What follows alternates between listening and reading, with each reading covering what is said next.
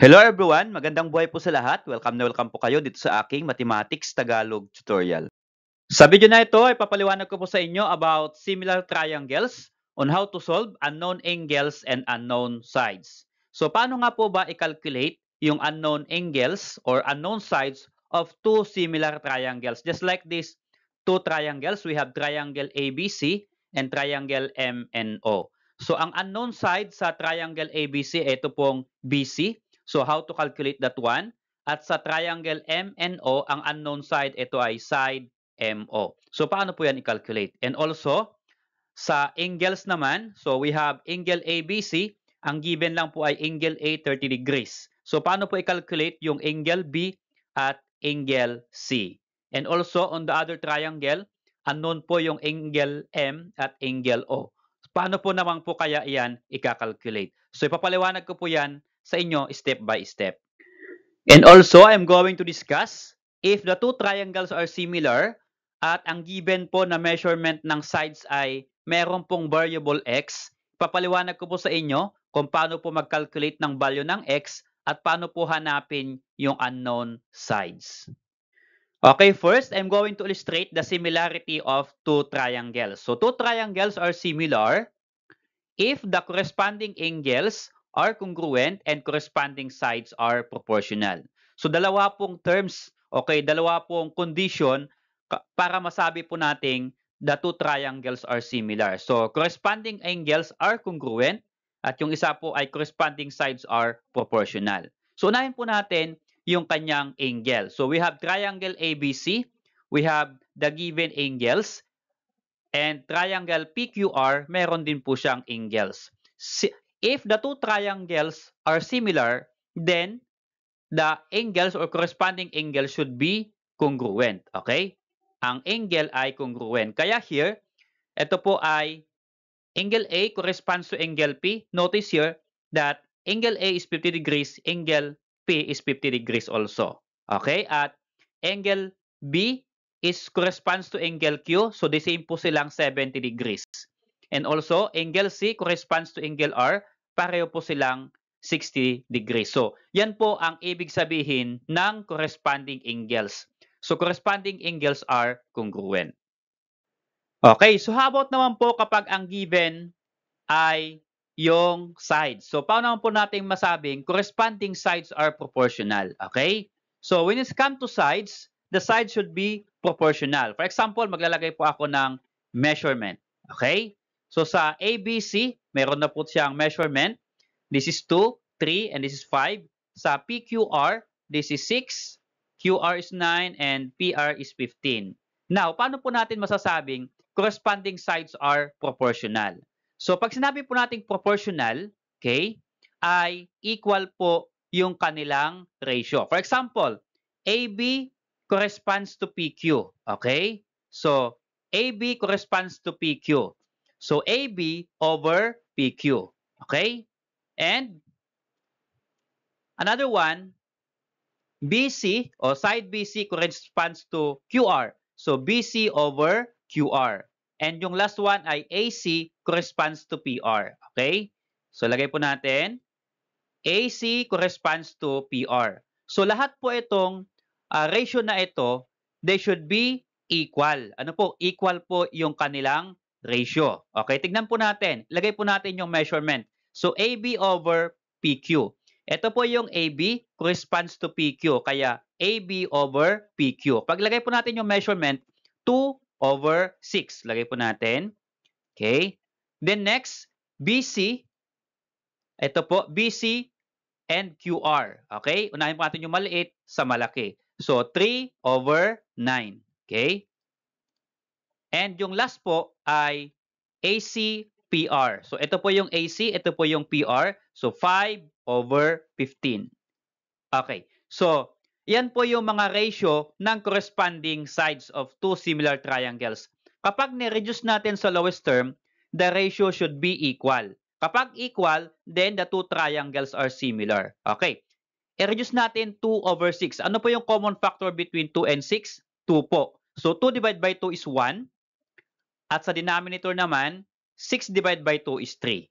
Kaya 2 over 6 reduced to 1/3. How about 3/9. Ito po ay reduced to what fraction? Ang common factor between 3 and 9 is 3. So 3 divided by 3 is 1. 9 divided by 3 is 3. So 1/3 also. And sa 5/15, ang common factor po ay 5 and 5 rather. So 5 divided by 5 is 1 and 15 divided by 5 is 3. So notice here, kapag ni-reduce natin sa lowest term lahat, pare-pareho pong 1/3. So ang tawag po doon ay ratio. So ibig sabihin, ito pong fraction, ito pong proportional sides ng two similar triangles are equal. Kasi equal po kapag ni-reduce natin sa lowest term. So it can be in this form, AB over PQ, ito pong first corresponding sides, ito po, is equal to second corresponding sides, ito po yung BC over QR, is equal to third corresponding side. So, AC over PQ, okay, this one. So, equal po sila. So, makocompute po natin yung unknown sides using the concept of proportion. Okay? Okay, so to apply the concept of similarity of two triangles, let's have this example. Okay? So, we have number 1, triangle ABC is similar to triangle MNO. So, ito po yung triangle ABC and triangle MNO. So, angles and sides are given. But, there are some angles are unknown and there are some sides are unknown also. Okay, so ano po yung mga unknown? Yun po yung ating sasagutan. Okay, so find, letter A, angle B. Where's angle B? Ito po ang part na ito. This is unknown. Letter B, angle C. This one, unknown. Letter C, angle M. Ito po, unknown. Letter D, angle O. Okay, this one, unknown. And then side, letter E, side BC. Ito po yung side BC, unknown. And last ay side MO. Okay, this one, unknown also. Okay, so paano po kaya natin i-calculate yung unknown sides and unknown angles? That is by applying the concept of similar triangles and ratio and proportion. Okay, unahin po natin yung angle B. Ito po yung angle B. Okay, lagyan ko po ng part. Okay, angle B. Okay, this one. So, saan po natin kaya kukunin yung measurement ng angle B? Okay, since two triangle are similar, then corresponding angles are congruent. So kapag B, ano po yung kakorespondang angle B? Angle N. Sila po ay corresponding angle. So dapat pareho po sila ng measurement. Since angle N is 70, ibig sabihin ito pong angle B is 70 degrees also. Okay? Next, lagay po natin, number 1, 70 degrees. How about measurement of angle C? Okay, ito po yung ating angle C. So, ang ka-corresponds po niya na angle sa kabila ay angle O. So, pareho po silang wala. Saan po natin i-base yung kanilang measurement? Okay, dito lang po tayo magpo-focus. Ang gagamitin naman po natin ngayon, since this is triangle, ay yung concept po ng sum of angles in a triangle. So, again, ilan na nga po yung sum of angles in a triangle? Yan po ay 180 degrees. Okay? So yung total po ng angles in a triangle should be 180 degrees. So if this is 30 and this is 70, if you add 30 plus 70 is 100. So ilan po yung kulang para maging 180? So 100 po ang sum ng dalawang angle. So ang kulang ay 80. Okay? So that 30 plus 70, 100 plus 80, that is equal to 180. Okay, so angle C is equal to 80 degrees. Okay, so okay na po yung letter B. Letter C, angle M. How about the measure of this angle M? Okay, so what angle corresponds to angle M? Ito pong angle A, corresponds niya po yung angle M. Since angle A is 30 degrees, pareho po sila ng measurement dito sa kabila. Okay, angle M. So kapag ito ay 30, ito din pong angle M is 30 also. Okay? So, angle M is equal to 30 degrees. How about letter D? Angle O. Asan po yung angle O? Ito po, angle O. So, angle O is corresponds to what angle here? Angle C. So, sila naman po yung magka-corresponding angle. So, ito po ay 80 degrees. Ibig sabihin, ito rin pong angle dito ay 80 degrees. Okay? So, angle O is equal to 80 degrees. Okay, so how about naman po sa letter E question, BC, okay, ito po ay unknown, and MO, ito po ay unknown. Paano naman po kaya natin isosolve? So, ang given po dito, AB is 4, AC is 6. Sa kabila naman, MN is 8, and NO is equal to 6. So, by using the concept of corresponding sides of similar triangles are proportional, gagamitin po natin yung proportional side. So, AB is proportional to MN. So, sila naman po yung magka-partner. So, this will become, kung gagawan po natin ng proportion, AB over MN. Ito po is equal to second side, BC over NO. Okay, this one is equal to AC over MO. Ito naman po yung AC over MO. Okay, so ano po yung gagawin natin para makalculate po natin? Unahin po natin itong side BC equal this one. So ang gagawin lang po natin dito ay kukuha po tayo ng dalawang corresponding sides. Okay, so dalawa po i-equal po natin. Hindi po pwede yung tatlo. So dalawa lang po pipiliin natin. So ang pipiliin po natin dito ay yung dapat merong parehong magka-partner. So ito pong 4 at 8 magka-partner. So ito po ay AB at MN. So piliin po natin itong AB. Okay? Kasi po pareho may measurement sila. Okay, next. Ang pangalawang piliin po natin ay yung hinahanap natin ang measurement BC. Nasaan po yung BC? Ito po. Ano po yung kapartner niya? NO. Okay, so ito po ay BC. Ito po yun. BC over NO. So itong dalawang corresponding sides na ito ang i-equal natin para makalculate natin yung side BC na hinahanap dito. Okay, so tinanggal ko po yung isang corresponding sides. Ito na po yung AB over MN. Okay, this one. And BC over NO. Okay, pag ilagay po natin yung measurement, what is AB? 4. What is MN? 8. So, 4 over 8. Okay? So, this become 4 over 8. Ito po yung dalawang corresponding sides. And then sa kabila naman, BC over NO. BC is unknown, NO is 6. Kaya, remain po natin yung BC. BC over 8. Okay? Or over 6 rather. So, BC over 6.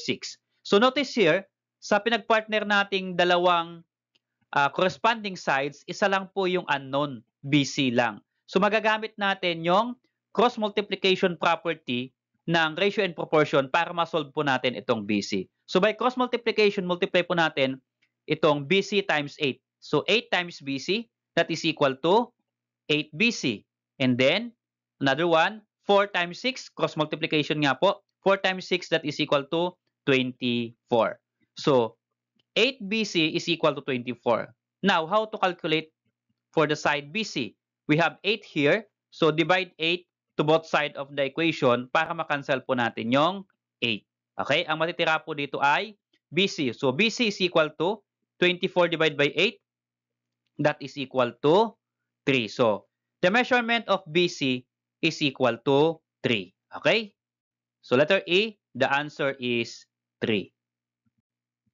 Okay, so how about naman po for letter F, side MO. Okay, ito po, side MO. So, the same process po, gagawa o kukuha po tayo ng corresponding sides. Okay, so ang unahin po natin always pag kumukuha po tayo ng corresponding sides ay yung pareho pong may sukat. Ito po, AB at MN. So, mayroon po silang measurement.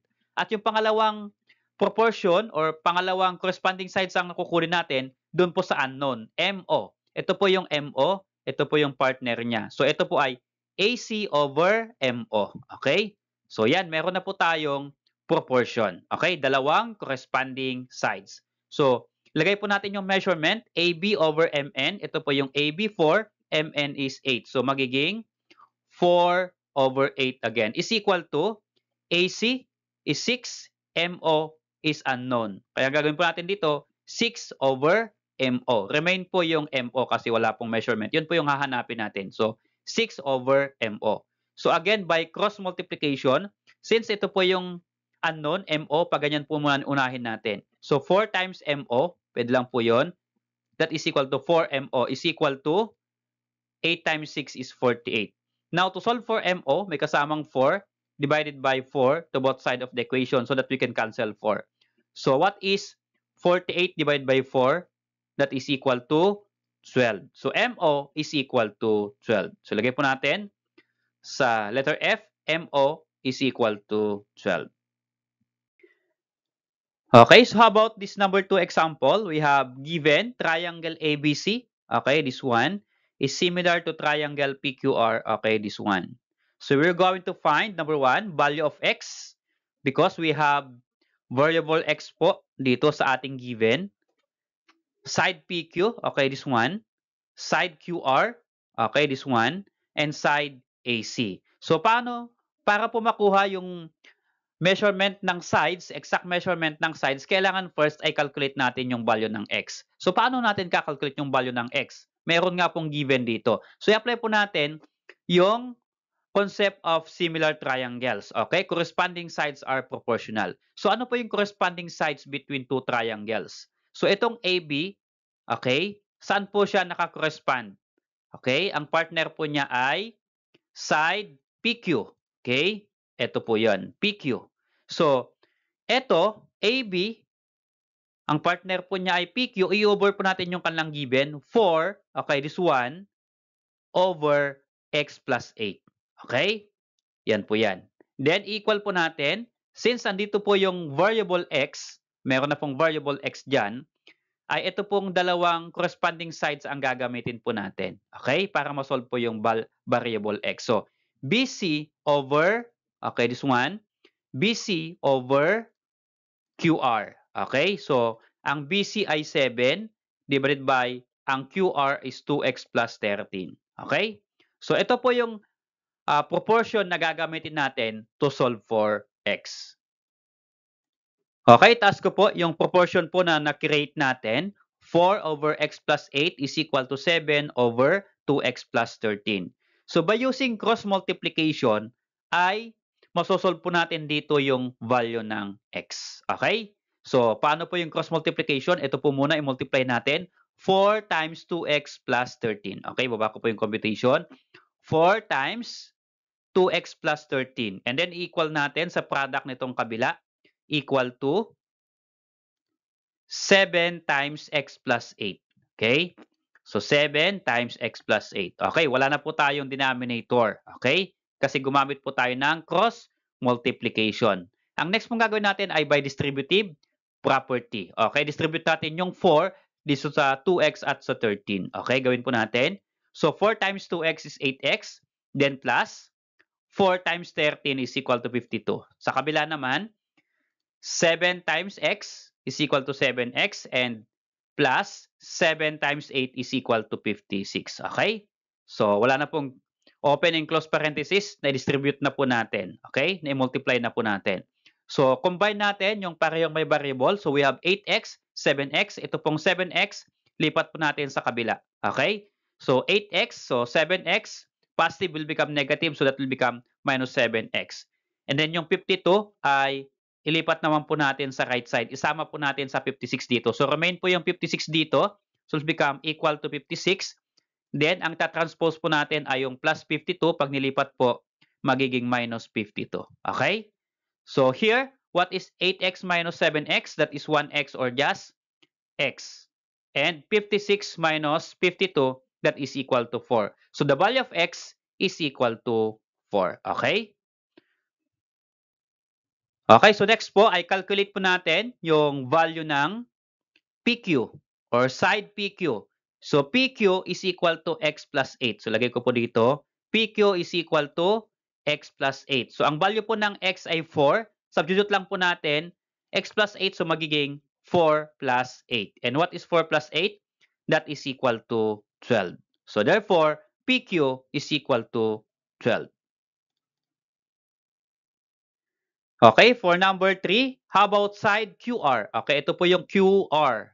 Ang QR po ay 2x plus 13. So, ilagay ko po yung computation dito. QR is equal to 2x plus 13. Again, x is equal to 4. Substitute po natin yung 4 dito sa x. So, it will become 2x. That will become 2 times 4, then plus 13. So, ano pong simplify natin? 2 times 4 plus 13. Multiplication first. What is 2 times 4? 8. So, 8 plus 13. Okay? And 8 plus 13 is equal to 21. So the value of side QR is equal to 21. Thanks for watching guys. Kung nagustuhan mo at natuto ka sa video na ito, please click like and subscribe kung bago ka pa lang po dito sa aking channel.